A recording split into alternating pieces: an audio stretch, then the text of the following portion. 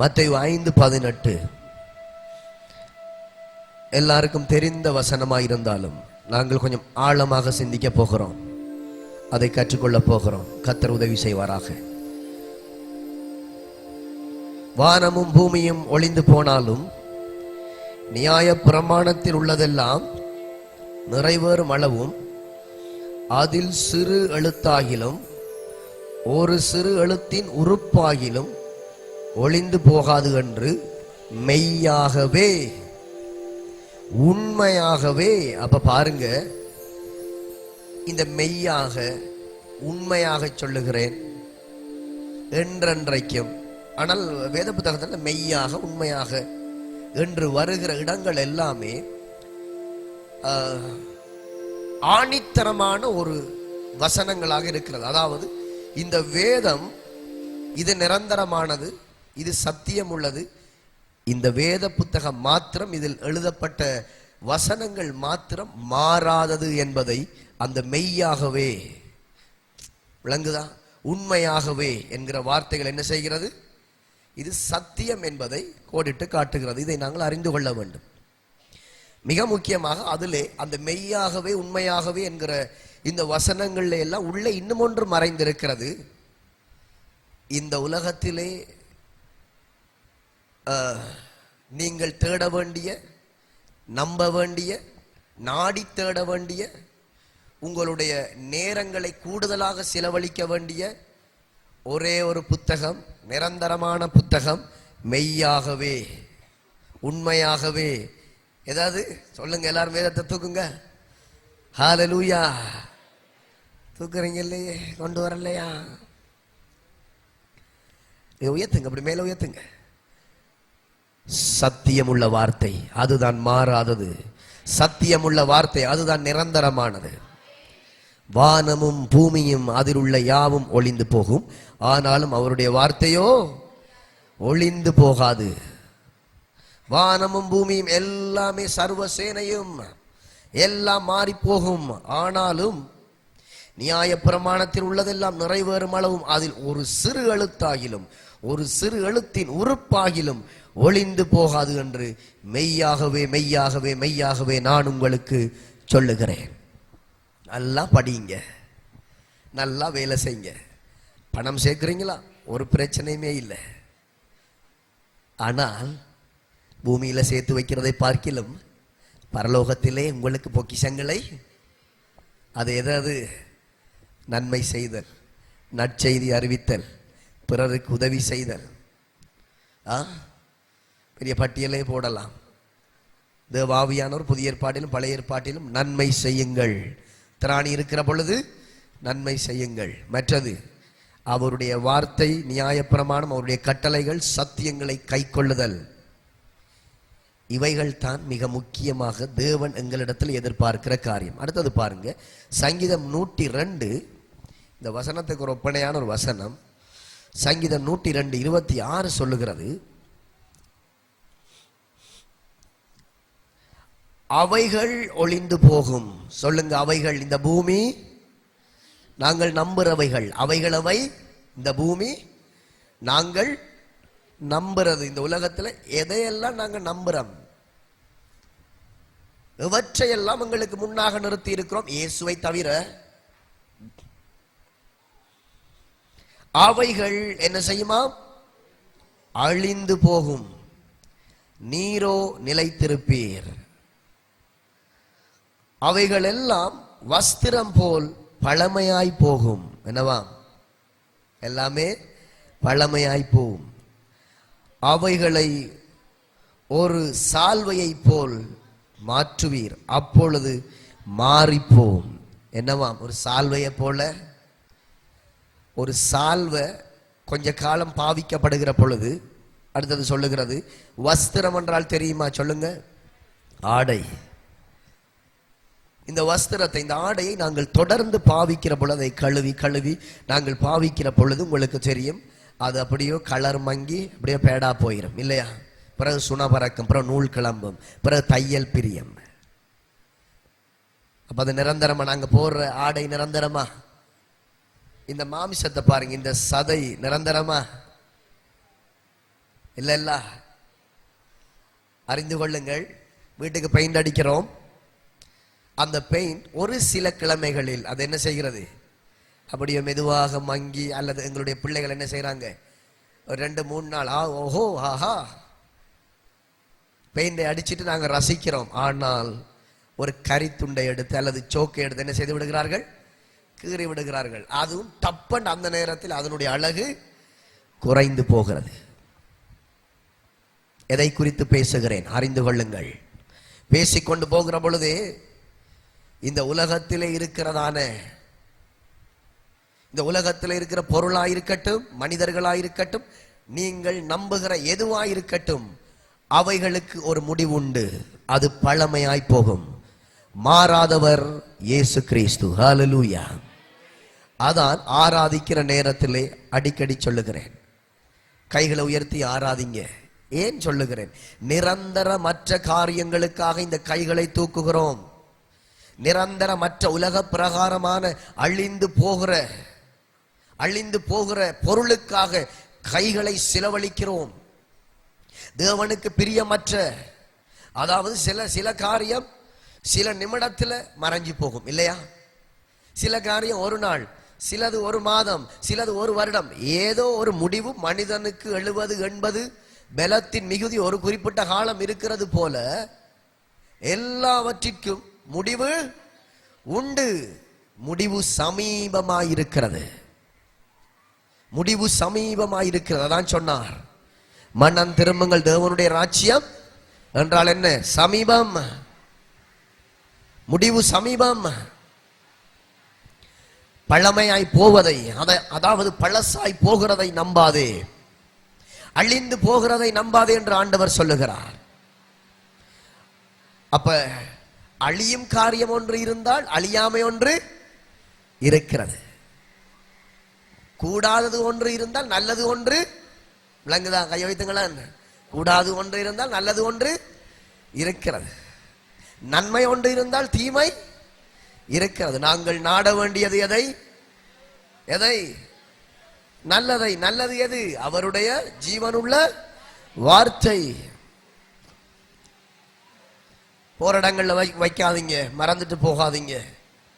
எப்பொழுதும் நீங்கள் உங்களுடைய அழிந்து போகிற தங்கங்களை நினைக்கிறது போல, வைரங்களையும் அல்லது நீங்கள் அதிகமாக நேசிக்கிற உங்கள் பிள்ளைகளை நினைக்கிறது போல, அதை பார்க்கிலும் வேத புத்தகத்தை நினையுங்கள். காரணம், நித்திய ஜீவனை தரப்போறது உன் பிள்ளைகள் அல்ல, உன் வீடு அல்ல, உன் கணவன் அல்ல, உன் மனைவி அல்ல.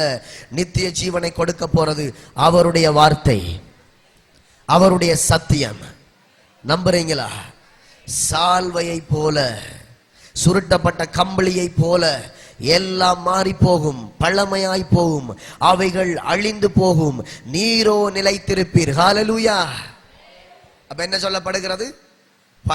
வஸ்திரம் பழசா போயிரும், ஆனால் மேல சொல்லப்படுகிறது நீரோ நிலைத்திருப்பீர். அது பழசாவும் போகாது. ஒருவேளை இந்த தாள் ஒருவேளை பழசா போனாலும் அதில் எழுதப்பட்ட வார்த்தைகள் அது ஜீவன் உள்ளது. அது ஒவ்வொரு நாளும் ஒரு வாலிபனை போல தோற்றத்தை உடையதா, ஒரு வாலிபனின் கம்பீரத்தோடு, ஒரு வாலிபனின் பலத்தோடு. அப்ப அந்த வருஷம் போக போக மாறி போகும். எங்களுக்கு பர்த்டே வாரது போல, வயது ஏறுகிறது போல போகுமா? இல்லை. அது எப்பொழுதும், அது எத்தனை நூற்றாண்டுகள் போனாலும் இந்த வார்த்தை ஒரு வாலிபனின், ஒரு சிங்கத்தை போல அது கெர்ச்சித்துக் கொண்டே இருக்கிறது. இந்த வார்த்தையிலே சொல்லப்பட்ட யாவும் நிறைவேறியே ஆகும். இந்த வார்த்தையிலே சொல்லப்பட்ட யாவும் நிறைவேறி தீரும் அளவும் வசனங்கள் எல்லாம் வருகிறது. அடுத்தது பாருங்கள், சங்கீதம் 119:89. பாருங்க, மேல நீரோ நிலைத்திருப்பீர், அது நித்தியத்தை குறிக்கிறது. சங்கீதம் 119:89 சொல்லுகிறது, கர்த்தாவே உமது வசனம் என்றென்றைக்கும் வானங்களில் என்னவாம் நிலைத்திருக்கிறது. பாருங்க, உம்முடைய வசனம் என்றென்றைக்கும் வானங்களில் நிலைத்திருக்கிறது. நீர் பூமியை உறுதிப்படுத்தினீர், அது இந்நாள் வரைக்கும் நிலைத்திருக்கிறது. சமஸ்தமும் உம்மை சேவிக்கும், சகல படைக்கப்பட்ட யாவும் எல்லாமே உம்மை சேவிக்கும். அதை தொடர்ந்து வாசிக்கிற நேரம் நீங்கள் வீட்டுக்கு போய் வாசித்து பாருங்கள். கர்த்தாவை உமது வசனம் என்றென்றைக்கும் வானங்களில் நிலைத்திருக்கிறது. இப்ப பார்த்து கொள்ளுங்க, சத்துரு அவன் தந்திரமானவன், திட்டம் தெளிவாய் அறிந்து வைத்திருக்கிறான். அவருடைய வசனம் உங்களுக்கு தெரியுமோ இல்லையோ எனக்கு தெரியாது, ஆனால் சத்துருவுக்கு தெரியும். அவருடைய வசனம் என்றென்றைக்கும் வானங்களில் நிலைத்திருக்கிறது. அது என்றென்றைக்கும் தேவன் போட்ட, கர்த்தர் போட்ட அஸ்திபாரத்தில் என்றென்றைக்கும் அவைகள் நிலைத்திருக்கிறது. அதுதான் நின்று ஆளுகை செய்ய போகிறது என்பதை அறிந்தவன் ஒன்றும் செய்ய முடியாது. தேவனால் நிறுத்தி வைக்கப்பட்டிருக்கிற, தேவனால் போடப்பட்ட அஸ்திபாரத்தை சத்துருவினால் என்ன செய்ய முடியாது?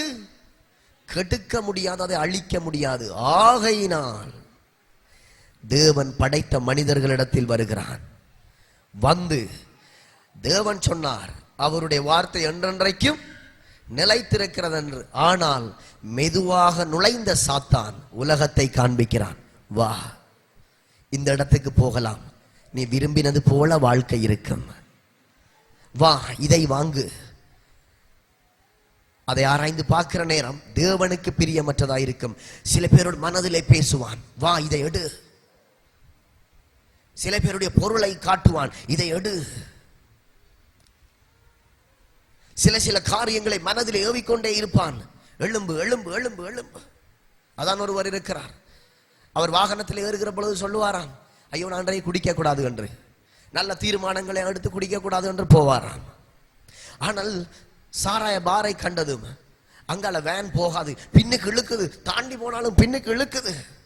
எல்லாம் ஒரு கொஞ்சம் ஒரு சொட்டு அடிச்சுட்டு போ. சொட்டு மருந்து என்ன செய்? சொட்டு மருந்து. திருப்பி சரி அப்பா என்ன செய்யறது? பாவத்தோடு போராடுகிறார். ஐயோ நான் இன்றைக்கு முடிவெடுத்தேன் போராடுகிறார். இல்லை, கடைசியிலே பாவம் என்ன செய்தது? ஜெயித்தது. பாவம் ஜெயித்தது. கடைசியிலே பாருக்கு போகிறார், குடிக்கிறார். கடைசியிலே சமாதானத்தை இழந்து, ஐயோ நான் எடுத்த தீர்மானம் பிழைச்சிட்டு, சரி இனியாவது சரியா இருப்போம். அடுத்த தாண்டி போகிற பொழுது அடுத்த பாரை கண்டதும் திருப்பி ஒன்று பின்னுக்கு இழுக்குதாம். ஐயோ இவர் அப்படியோ வேனை நிப்பாட்டி புலம்புகிறாராம். என்ன செய்யறது? இல்ல பரவாயில்ல எடு, வேனை ரிவர்ஸ்ல எடு, பின்னுக்கு போ. ஒன்றும் செய்ய முடியாது. அடுத்த அடி வரி இன்னும் கொஞ்சம் கூடுகிறது. சில வேளைகளிலே இந்த வரி கூடுதலாக ஏறுகிற நேரத்திலே இவர்கள் வாகனம் ஓட்டிக்கொண்டு போகிறார்கள். அது எதை கொண்டு வரும்? விபத்தை கொண்டு வரும், மரணத்தை கொண்டு வரும். இதுதான் சத்துருவினுடைய தந்திரம். பாவத்தை, அதாவது அது நல்லது தானே, அது பிரச்சனை இல்லை, அதுல என்ன இருக்குது என்றதை போல பாவத்துல கைபோட வைப்பான். அவன் உறுதிப்படுத்துவான் உங்களுக்குள்ள இருந்து, அதுல எந்த பிழையுமே இல்லை என்று சொல்லி அதுல கைபோட வச்சு கடைசியில் இந்த சாராயம் குடிச்சவரை போல கொஞ்சம் கொஞ்சமா வரி ஏறுறது போல கடைசியிலே அவன் அவனுடைய வேலையை செய்வான். திருடன், சொல்லுங்கள், திருடவும் கொல்லவும் அழிக்கவுமே வருகிறான். அவன் அன்பற்றவன். அவனுக்கு அன்பென்றால் என்னன்னு தெரியாது. அவனுக்கு அழிக்க தெரியும், வெட்ட தெரியும், பிரிக்க தெரியும், குலைக்க தெரியும், கோபங்களை ஏற்படுத்த தெரியும், ரத்தம் சிந்த வைக்க தெரியும். இதுதான் அவனுடைய தொழில்.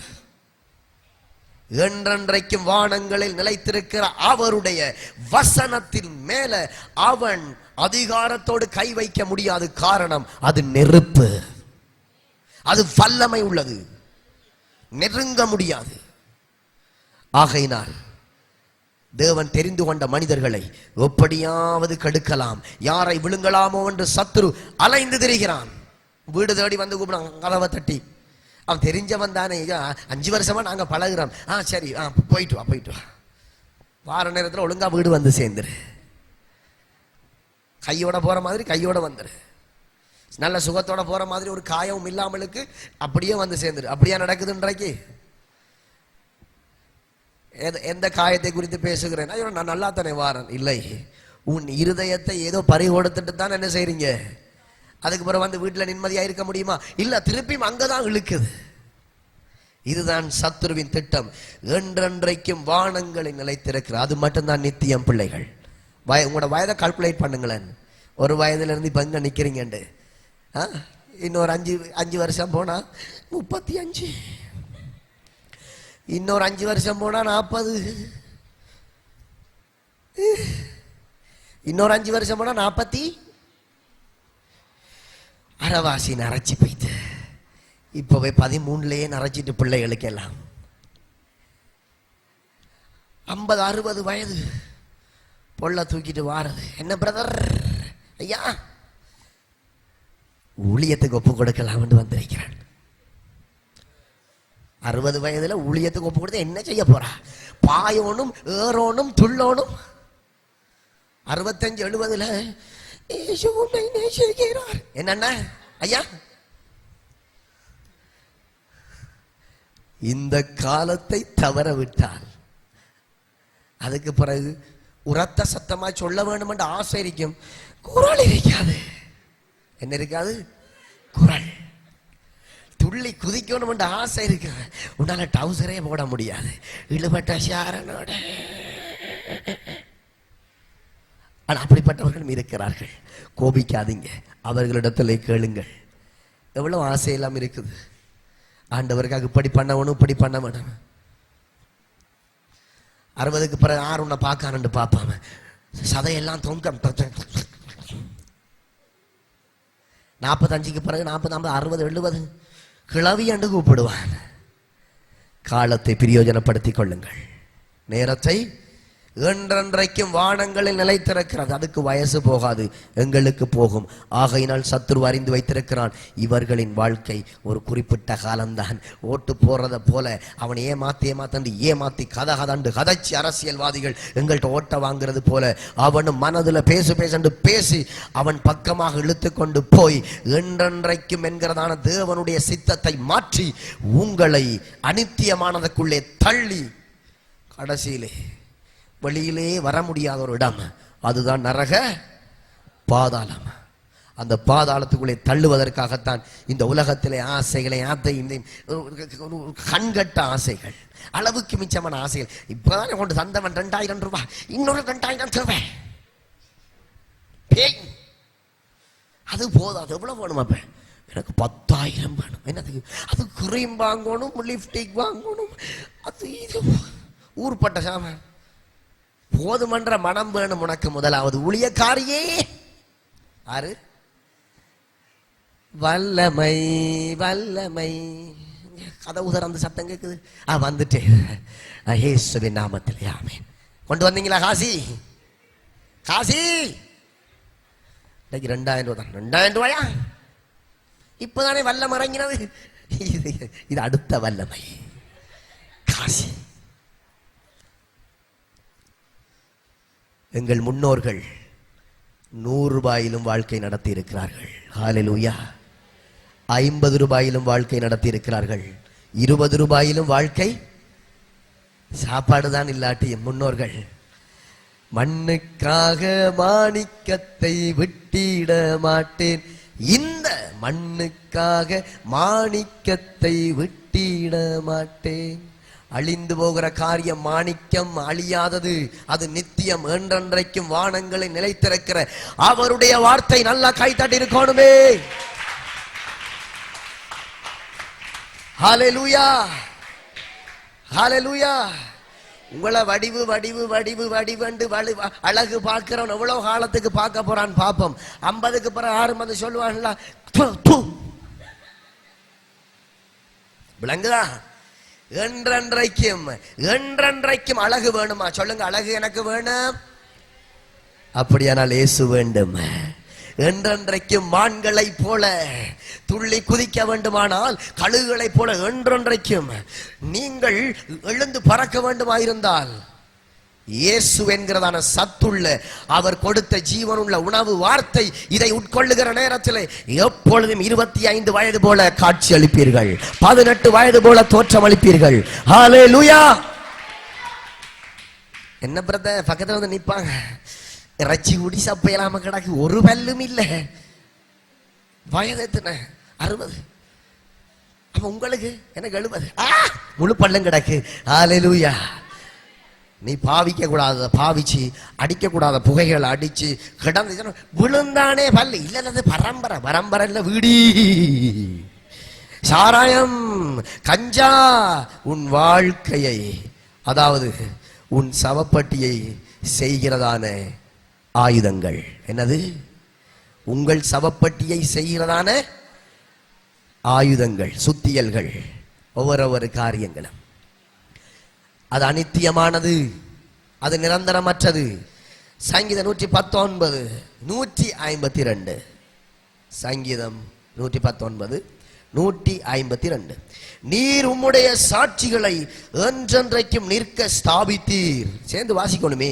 நீர் உம்முடைய சாட்சிகளை என்றென்றைக்கும் நிற்க ஸ்தாபித்தீர் என்பதை அவைகளால் நான் நெடுநாளாய், என்னவாம் சங்கீதக்காரன் சொல்லுகிற நேரத்தில் இவ்வளவு அழகா சொல்லுகிறார். நான் இதை சிந்திக்கிற நேரத்தில் இரவும் பகலும் இவ்வளோ பாடல்களை எழுதி இந்த சங்கீத புத்தகத்தை எடுத்து பார்க்கிற நேரத்தில் இன்றைக்கும் கூட கர்த்தர் எந்தன் மேய்ப்பராய் இருக்கிறார் என்றெல்லாம் பாட்டு எழுதுறாங்க. இதெல்லாம் எந்த வசனம்? தேவதாசர்களுக்கு கர்த்தர் கொடுத்த வார்த்தைகள். சங்கீதக்காரன் அழகாக பாடி இருக்கிறார். எத்தனையோ பாடல்கள் பார்த்தீங்களா? நீர் உம்முடைய சாட்சிகளை என்றென்றைக்கும் நிற்க ஸ்தாபித்தீர் என்பதை அவைகளால் நெடுநாளாய் என்ன செய்திருக்கிறேன்? அறிந்திருக்கிறேன். சொல்லுங்க, நெடுநாளாய் அறிந்திருக்கிறேன். ஹல்லேலூயா. நீர் உம்முடைய சாட்சிகளை என்றென்றைக்கும் நிற்க ஸ்தாபித்தீர். அது மட்டும்தான் பிள்ளைகள் நிலைக்க போகுது. அது மட்டும்தான் நின்று சாதிக்க போகுது. எங்களுக்கு இன்னும் ஒரு வாழ்க்கை இருக்கு, தெரியுமா உங்களுக்கு? இந்த முடிவுல, அதாவது இப்ப நாங்க ஓடிக்கொண்டிருக்கிறோம். என்ன செய்கிறோம்? ஓடிக்கொண்டிருக்கிறோம். ஹல்லேலூயா. நாங்கள் இந்த ஓட்டத்தை சரியாக முடித்தோமா இருந்தால் அழியாத ஒரு வாழ்க்கை எங்களுக்கு கிடைக்க போகிறது. நீர் உம்முடைய சாட்சிகளை என்றென்றைக்கு நிற்க ஸ்தாபித்தீர் என்பதை அவைகளால் நான் நெடுநாளாய் அதுதான் தேவனுடைய ராஜ்யம். ஹல்லேலூயா. அதுதான் அழியாத தேவனுடைய ராஜ்யம். மனிதர்களுடைய கையினாலே கட்டப்படாத செய்யப்படாத ஒரு புதிய எருசலேம் பரலோகத்திலே காத்து கொண்டிருக்கிறது. அது இனி வருகிற காலத்திலே அது எந்த சந்ததி பார்க்கும்? ஏதோ ஒரு சந்ததி அது நேராக பார்க்கும்.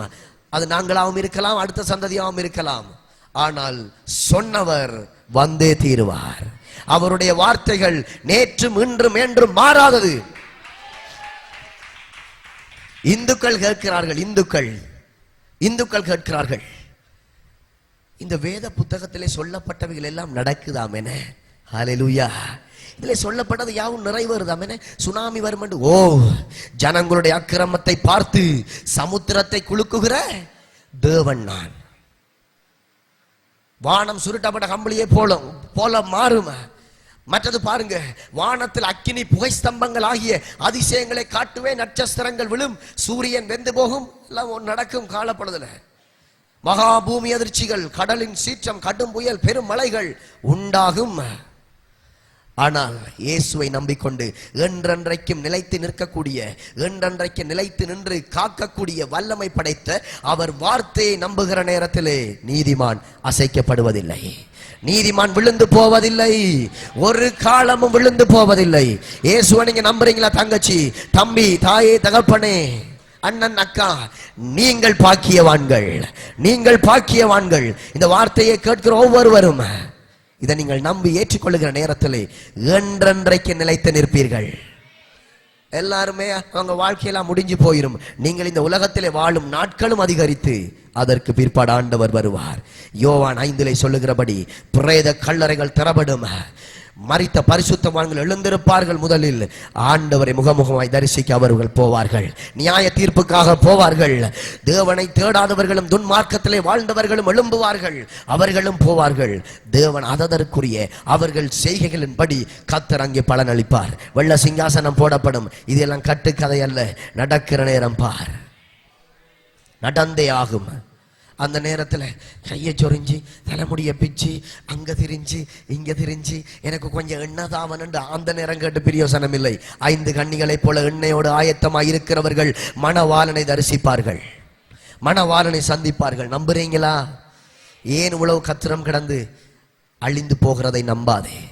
அழிந்து போகிற இந்த செல்போன்கள் நல்லதை செய்யுங்க. சில இந்த நவீன காலத்தில் சில காரியங்கள் சுவிசேஷங்களை அறிவிக்க லேசாக கர்த்தர் கொடுத்திருக்கிறார். நல்லதை பாருங்கள், நல்லதை எடுத்துக்கொள்ளுங்கள். நீங்கள் அதிலே வெளியிடுகிற காரியங்களும் பிறருக்கு நன்மை செய்வதாயும், சோர்ந்து போயிருக்கிற ஊழியர்களை விசுவாசிகளை தட்டி விடுகிறதாயும் அது இருக்க வேண்டும். ஹல்லேலூயா. அப்படி இருப்பீங்களா? ஏசாயா 40:8, ஏசாயா 40:8, புல் உலர்ந்து பூ உதிரும், தேவனுடைய வசனமோ என்றென்றைக்கு நிற்கும் என்பதையே சொல் என்று உரைத்தது. என்னவாம்? புல் எங்க இருக்குது? உலகத்திலே. பூ எங்க இருக்குது? ரோஜா பூ கொடுக்குறீங்க, எங்க இருக்குது பூ? உலகத்திலே. புல் உதிர்ந்து அதன் பூ என்ன செய்யும்? உதிரும். நமது தேவனுடைய வசனமோ என்றென்றைக்கும்.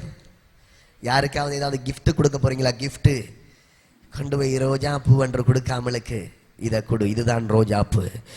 உன்னுடைய வாழ்க்கையை அழகு பார்க்கிற சக்தி இந்த ரோஜா பூவுக்கு உண்டு. ஹல்லேலூயா. சமாதானத்தை நிம்மதியையும் கொடுக்கக்கூடிய ரோஜாப்பு அது வாடி போகும், கலர் மங்கி போகும். 3 நாளைக்கு பிறகு பார்த்தா உதிர்ந்து இதழ்கள் கீழே கிடக்கும். இது நின்று சாதிக்கும், உன்னையும் வாழ வைக்கும், உன்னை சுகப்படுத்தும். உன் சந்ததியை நீ காண்பாய், உன் பிள்ளைகளையும் உன் பிள்ளைகளின் பிள்ளைகளையும் இயேசுவின் நாமத்தில் காண வேண்டும், வாசம் வீச வேண்டுமானால் இதுதான் அந்த ரோஜா மலர். நாட்டிருக்கீங்களா? இருதயத்துல நாட்டிருக்கீங்களா? தண்ணி ஊத்துறீங்களா ஒவ்வொரு நாளும்? போடு பழைய முட்டைக்கோதுகள், பழைய தேயிலைகள், ரோஜா பூக்கு தானே போடுறீங்க. இதை வைங்க இருதயத்தில். ஹல்லேலூயா. எப்பொழுதும் அப்பொழுதும் கம்பீர தோற்றத்தோடு உங்களை அழகு பாருங்க. ஆனா சில பேர் இதை நம்புறல்ல, போய் மாற்றுறது. முழுக்க முழுக்க பிரச்சனை அள்ளி எடுத்துட்டு கையில கடைசியில ஏன் தான் போனோ தெரியா, ஏன் கட்டினன், நல்லா தான் இருந்தேன் எப்ப அம்மாக்களோட இருக்கக்குள்ள. இப்பதான் நான் நினைக்க அந்த நேரம் சங்கூதுன காதுக்குள்ள கேட்டதா சொல்ல விரும்பவில்லை. ஒரு சண்டை ஒன்று போகுதாம இங்க, நீயா சாகுற ஃபர்ஸ்ட் அல்லது நானா சாகுறேன்? என்ன போட்டி? நீயா அல்லது நானா? அப்ப அண்டைக்கு ரெயின் நின்றுது. எப்ப நின்றது ரெயின்? கையோ வைத்துங்க. தண்டவாளத்துக்கிட்ட இருக்கிறாங்க. Praise the Lord. ஓடுது சனம், நானும் அங்க ஏற்றுக்கிட்ட சமையல் என்ன குக்கரை கேஸ் அடுப்ப ஓவன் இது நம்ம தம்பி நீதான் ஓடுறான். என்ன நடந்தது தம்பி? என்ன அது ரெயின் போக்குள்ள வெட்டி கலண்டு தான். என்னது வெட்டி கலண்டு தான். இதுக்குள்ள ஒரு பயம் கொண்டு வந்துட்டு என்ன நீயா நான் ஒரு கூட்டம் கட்ட முதலே சொன்னாங்க. கட்ட முதலே பிள்ளை நீ நல்லந்தான், நீ நல்லம, நீ நல்ல பொடியா, நீ நல்லம, உள்ளுக்குள்ள கிடக்கிறவன் கூடாது. ஆரம்பத்திலே சொன்னேன், உன்னை சேர்க்கிறது போல சேர்த்து திருப்பி பிரச்சனைகளை ஏற்படுத்தி அதற்கு பிற்பாடு அவனுடைய திட்டம் உன்னை அழிக்கிறது, கொள்றது. அப்ப சரியா சொன்னதெல்லாம் நடக்குதா? சொல்லு கேட்டியா? இல்ல. பிள்ளையா? பிள்ளைதான். சர்ச்சுக்கு போனான்னு சொல்லிட்டாங்க, சந்தோஷம். யாரு சொன்ன? வீட்டுக்காரர்கள். பாத்தீங்களா? தேவையா? வேணுமா? வேணுமா? இயேசு இல்லாத வாழ்க்கை சமாதானமற்ற வாழ்க்கை. இயேசு இல்லாத வாழ்க்கை ஒரு பிள்ளையை கொடுத்துட்டு ஆள் மாறிடும். இயேசு இல்லாத வாழ்க்கை நிம்மதியற்ற, இயேசு இல்லாத வாழ்க்கை கையேந்தும் வாழ்க்கை, இயேசு இல்லாத வாழ்க்கை நடை பிணம். ஒரு பிணம் தட்டினாலும் இசக்கம் கட்டவர்கள் போல எங்க போகுது யோசனை இல்லை. தெரியும் தானே, கடுமாள் போயிருக்கிறான் இங்கால, அவனை குறிச்சே யோசிச்சு கொண்டிருக்கிறான். அது ஒரு தேவ பிள்ளையா இருந்தால் நீ ஏன் பயப்பட வேணும்? ஓமா இல்லையா? கையோ வைத்துங்க பாப்போம். எத்தனை பேர் இதுக்கு சாட்சி கொடுக்குறீங்க? அவன் தேவனுக்கு பயந்தவனாயிருந்தால், ஒரு தேவ பிள்ளையா இருந்தால் ஏன் பயப்பட வேணும்? அது தேவன் கொடுத்த ஆசீர்வாதமாயிருந்தால், ஐயோ அவனுக்கு தெரிஞ்சிருமோ, வந்துருவானோ, பறிச்சிருவானோ, ஏன் பயப்பட வேண்டும்? இயேசுவை தேடுகிற நேரத்திலே என்றென்றைக்கும் நிலைத்து நின்று ஆசீர்வாதத்தை உன் மடியிலே அண்டைக்கு ஒவ்வொரு நாளும் ஊற வச்சு கொண்டே இருப்பார், ஊற்று தண்ணீர் போல. அப்ப நீங்க நட வேண்டிய ரோஜா மலர் எது? இதுக்கு இன்னொரு பேர் ஒன்று கொடுப்போமா? பரிசுத்த ரோஜா மலர். ஹல்லேலூயா! பரிசுத்த ரோஜா மலர். அப்ப இனி ரோஜா பூ கொடுக்க கூட ஒரு வசனத்தை எடுத்து கொடு. ஆமென். ஆண்டவருடைய வசனத்தை காட்டுங்க. அதை எப்படி பிரதர் மானம் போயிடும்? அப்படியா? ரோஜா பூ கொடு, ஒரு பிரச்சனை கொடு கொடு கொடு கொடு. அதுக்கப்புறம் ஒரு மானம் கொண்டு போவோம் நில்லு ரோட்டுல. என்ன புள்ள? கொடுத்த ரோஜா பூ என்னை ஏமாற்றி விட்டது. அதைத்தான் ஆரம்பத்திலே சொன்ன, இந்த ரோஜா பூவை ஹல்லேலூயா. புல் உலர்ந்து போயிரும், சரியா? பூசணி கொடி, ஆசனி கொடி, வத்தவ கொடி எல்லாம் உலர்ந்து பூ உதிர்ந்து தேவனுடைய வசனமோ ஒன்றன்றைக்கும் நிற்கும். இப்ப நான் பசலை போட்டு கொண்டிருக்கிறேன். சில பேருக்கு கொஞ்சம் கஷ்டமா தான் இருக்கு ஏற்றுக்கொள்றது. எத்தனை பேருக்கு தென்னை மரத்துக்கு பசல் அடிச்ச அனுபவம் இருக்கு? கையை உயர்த்துங்க பாப்போம். தென்னை மரத்துக்கு பயலை அடித்த அனுபவம் இல்லையா? என்ன கிழட்டு கூட்டமா தான் கிடக்கான. அப்ப என்ன செஞ்சு கொண்டு இருந்தீங்களோ இல்லையா? நானா கொஞ்சம் குப்பையில போட்டிருக்கிறேன். வேற்று நேரத்தில் வேரெல்லாம் கொத்துப்படுது, அது ஒன்றும் செய்ய முடியாது. ஆண்டவர் கொத்தி கொண்டிருக்கிற வெளிப்பாடை தருகிறார். இப்படித்தான் பசலை போடுறது என்று சொல்லி சொன்னால் அகற்ற வேண்டிய வேர்கள் அகற்றப்பட வேண்டும். ஒட்டி இருக்கிற நசல்கள் கலட்டப்பட வேண்டும். அதற்கு பிறகு அடிச்சு பார் பசலைய சும்மா ஹூய் ஹா என்று வளர்ந்து அதின் காலத்தில் தன் தன் கனியை கொடுக்கும். இலை உதிரா மரம் போல் இருப்பாய். ஏசாயா 51:6 பாருங்க. ஏசாயா 51:6, உங்கள் கண்களை வானத்துக்கு ஏறடுங்கள், கீழே இருக்கிற பூமியையும் எங்க பார்க்கட்டாம். அப்படி நிமிந்து பாருங்க ஃபேன. அது வானம் இல்ல ஃபேன், வானத்தை பார். என்ன வடிவா ஃபேனை பார்த்தா என்ன? இப்படித்தான் ஏமாத்தும் பிசாசு. உங்கள் கண்களை வானத்துக்கு ஏறடுங்கள், கீழே இருக்கிற பூமியையும் என்ன செய்யட்டாம் நோக்கி பாருங்கள். வானம் புகையை போல் ஒளிந்து போகும், வடிவான நட்சத்திரங்களும் சூரியனும் சந்திரனும் ஒளிந்து போகும். பூமி வஸ்திரத்தை போல் அதுலயும் போட்டிருக்குது என்னவாம், சுணபறந்து போயிரும், பாழாய் போகும், அதன் குடிகளும் அப்படியே ஒளிந்து போவார்கள். என் ரட்சிப்போ என்றென்றைக்கும் இருக்கும், என் நீதி அற்று போவதில்லை. நல்லா கைதட்டிட்டு போடுமே. என் ரட்சிப்பு என்றென்றைக்கும் நிற்கும், என் நீதி அற்று போவதில்லை. ஹல்லேலூயா. என்றென்றைக்கும் நிற்கும். அதுதான் நித்தியமானது. நித்தியமானதை குறித்து பேசிக் கொண்டிருக்கிறேன். இப்பொழுது அனுபவிக்கிறது, இப்பொழுது தொடுகை எல்லாமே அது பழைய வஸ்திரத்தை போல பாழா போயிரும் இல்லையா? ரைட். மத்தேயு 5:26. இப்ப பாருங்க, மத்தேயு 5:26 பொருந்தாவிட்டால் நீ ஒரு காசும் குறைவின்றி கொடுத்து தீரு மட்டும் என்னவாம் அவ்விடத்திலிருந்து புறப்பட மாட்டாய் என்று மெய்யாகவே உங்களுக்கு. இப்ப இன்னும் ஒரு நித்தியத்தை குறித்து ஆண்டவர் பேசுகிறார். பொருந்தாவிட்டால் என்றால் என்ன சொல்லுங்க? உன் சகோதரனோடு நல்மனம் பொருந்தாவிட்டால். அப்ப தேவனுடைய விருப்பம் பிசாசை தவிர இந்த உலகத்திலே உங்களுக்கு கோபக்காரர்கள் யாரும் என்னது இருக்கக்கூடாது. குடிகாரன் கோபக்காரனா சொல்ல? உனக்கு என்ன இஞ்சவன்? கஞ்சா குடிக்கிறவன் கோபக்காரனா? அது அவன் அது பாவம். பாவம் அவனை அடிமைப்படுத்தி வைத்திருக்கிறது. அது ஒரு சங்கிலி, ஒரு ஆயுதம் அவன் மேல கிடக்குது. அவன் எழும்பலாம் என்று நினைக்கிறான், அது மறுபடியும் அந்த பார சங்கிலி அவனை அமர்த்துகிறது. உங்களை எதற்காக தேவன் வைத்திருக்கிறார் இப்ப சொல்லுங்க? அதற்குரிய ஆயுதம் மகாபெரிய ஒரு பெக்கோ போன்ற, ஒரு ஜானை போன்ற, அதை விட பெரிய காண்டாமிருகத்துக்கு ஒத்த பெலனை கர்த்தர் எதற்காக கொடுத்திருக்கிறார்? அந்த சங்கிலியை எடுத்து விட்டு அவனை என்னவாம் தூக்கி எடுக்க. பிசாசை தவிர இந்த உலகத்தில் எங்களுக்கு யாரும் கோபக்காரர்கள். அப்படி இருந்தால் எங்கவோ ஒரு இடத்துல தப்பு நடக்குது, ஏதோ ஒரு பிரச்சனை இருக்குது, ஏதோ ஒரு குறைபாடு இருக்குது.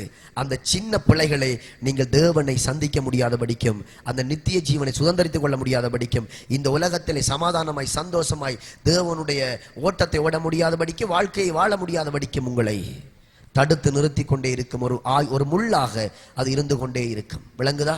மத்தேயு 5:26 பொருந்தாவிட்டால் நல்மனம் பொருந்துங்கள்.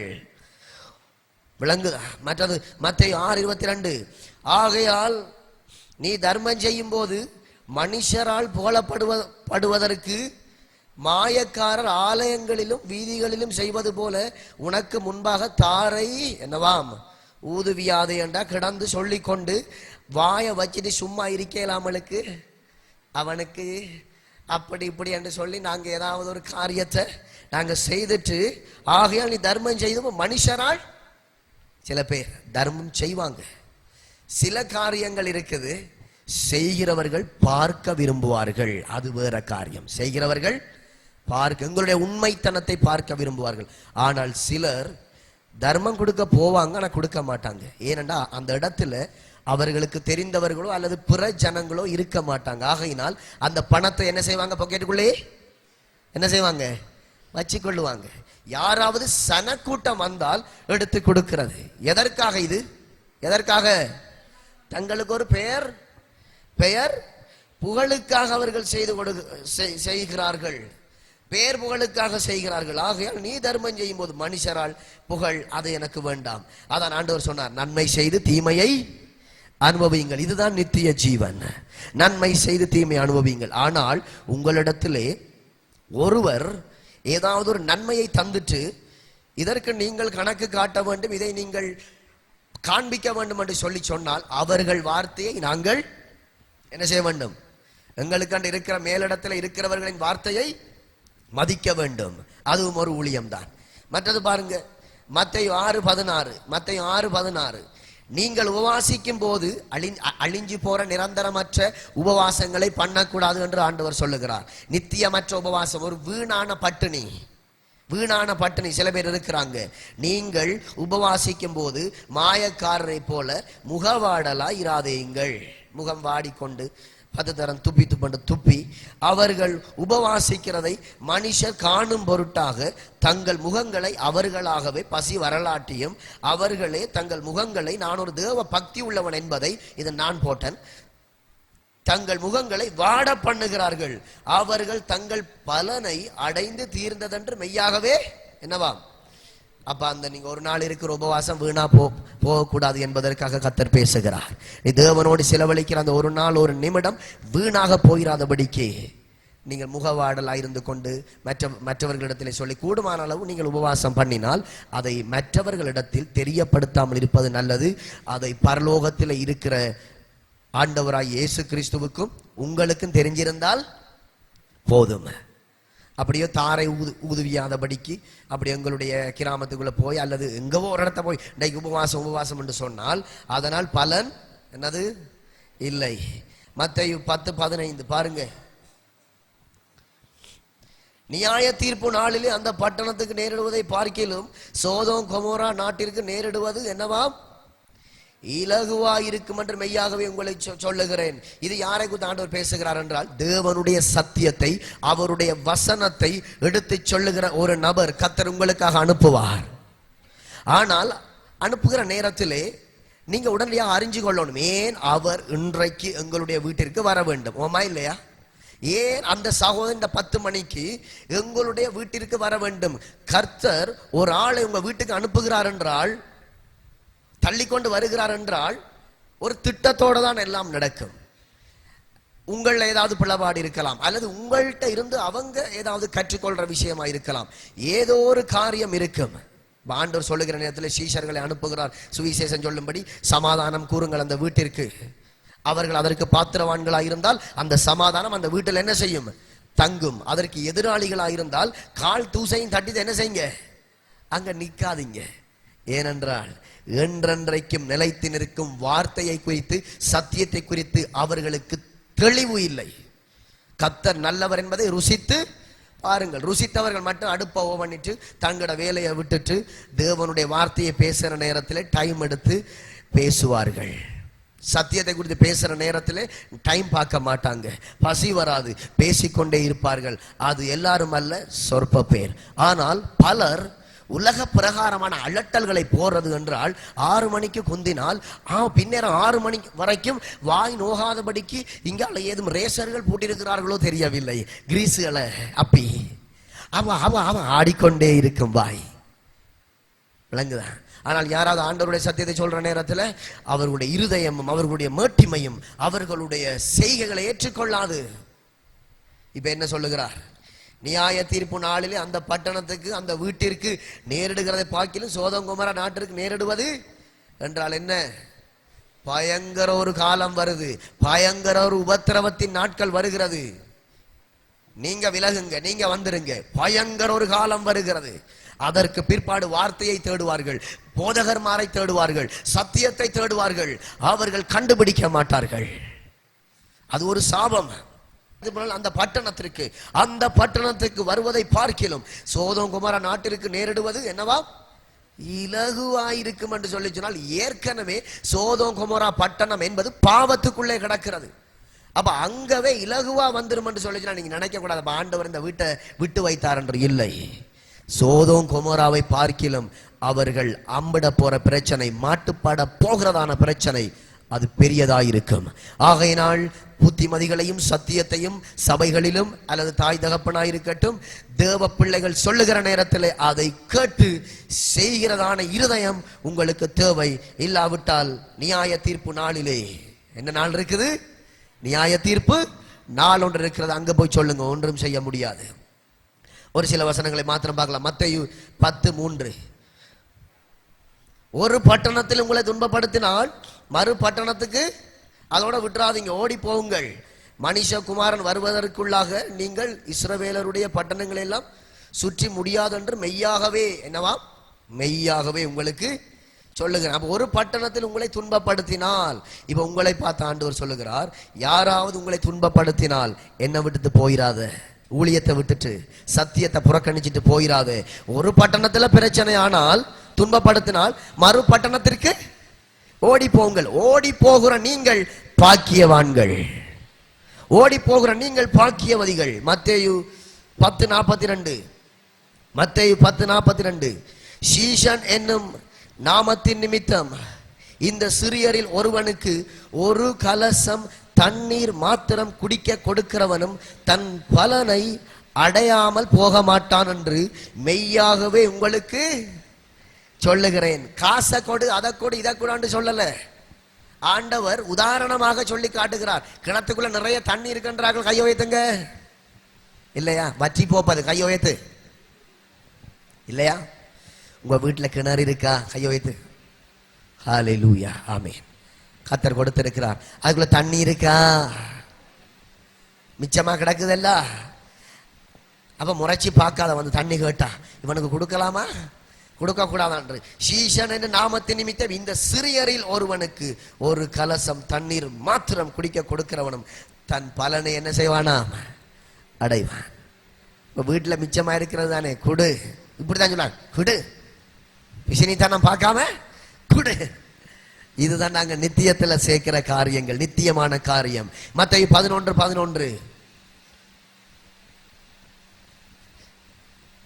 ஸ்திரீகளிடத்திலே பெண்களிடத்திலே பிறந்தவர்களில் யோவான் ஸ்நானகனை பார்க்கிலும் பெரியவன் ஒருவனும் எழும்பினதில்லை. ஆகிலும் பரலோக ராஜ்யத்தில் சிறியவனாய் இருக்கிறவன் அவனிலும் பெரியவனாய் இருக்கிறான் என்று உங்களுக்கு சொல்லுகிறேன். பாருங்க, இந்த ஸ்திரீகளிடத்துல பிறந்ததுல யோவான போல முந்தினவங்களும் இல்லையா, பிந்தினவங்களும் இல்லை. ஆனா ஆண்டவர் சொல்றேன் சொல்லுகிறார், ஆகிலும் பரலோக ராஜ்யத்தில் இப்பொழுது சிறியவனாய் இருக்கிறவன், இந்த உலகத்திலே சிறியவனாய் இருக்கிறவன், எல்லாராலும் கழிக்கப்பட்டு இயேசுவை பிடிச்சு கொண்டிருக்கிறவங்க அவனிலும் பெரியவனாய் இருக்கிறான் என்று மெய்யாகவே உங்களுக்கு சொல்லுகிறேன். ஹல்லேலூயா. நம்புறீங்களா? நாங்க எல்லாம் உள்ளத்துக்கு தாழ்த்தப்படுறோமோ, யோவானிலும் பெரியவர்களாய் கர்த்தர் அந்த இடத்துல எங்களை வைத்து பார்க்க போகிறார். ஹல்லேலூயா, ஹல்லேலூயா, ஹல்லேலூயா. பாருங்க, மத்தேயு 13:17. அநேக தீர்க்கதரிசிகளும் நீதிமான்களும் நீங்கள் காண்கிறவைகளை காணவும், என்னவாம்? நீங்கள் காண்கிறவைகளை காணவும், நீங்கள் கேட்கிறவைகளை கேட்கவும் விரும்பியும் காணாமலும் கேளாமலும் போனார்கள் என்று மெய்யாகவே உங்களுக்கு. அப்ப பழைய ஏற்பாட்டுக்காராக்கள் எல்லாரும் என்ன செஞ்சிருக்காங்க தெரியுமா? நாங்க துதிக்கிறத போல துதிக்க விரும்பி இருக்கிறாங்க. நாங்க தேவனை போல ஆண்டவரை பார்த்து நாங்கள் பேசுகிறோம், பேச விரும்பி இருக்கிறார்கள். அவரை கனப்படுத்த விரும்பி இருக்கிறார்கள். எங்களை மாதிரி ஊழியம் செய்ய விரும்பி இருக்கிறாங்க.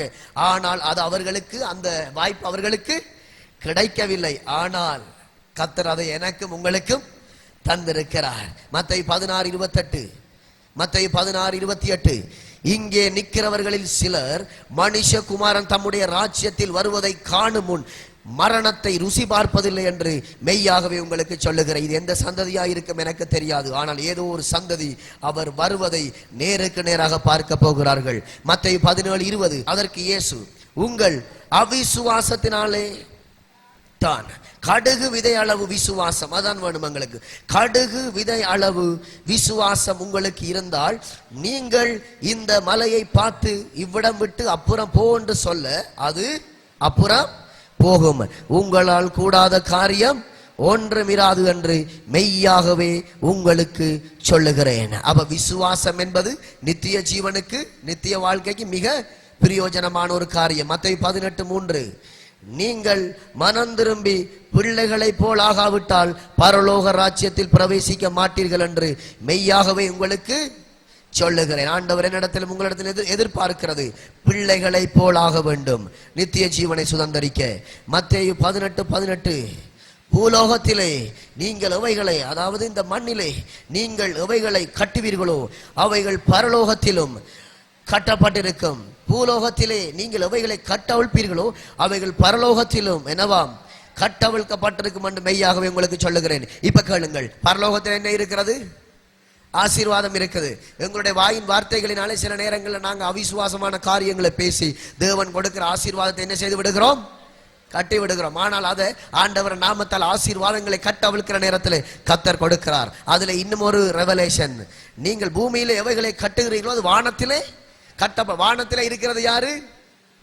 பொல்லாத அதிபதிகள், வானமண்டல சேனைகள். நீங்கள் இந்த பூமியிலே கட்டுகிற பொழுது உங்களை அழிப்பதற்கு, உங்களை கெடுப்பதற்கு வானமண்டல சேனைகள் எடுக்கிற திட்டங்கள், பறந்து கொண்டு திரிகிற சத்துருக்களை என் தேவாதி தேவன் ஒரு நிமிடத்திலே கட்டி போடுவார். அந்த அதிகார வல்லமையை கொடுத்திருக்கிறார். அது நித்தியத்துக்குமான ஒரு அதிகாரமாக இருக்கிறது.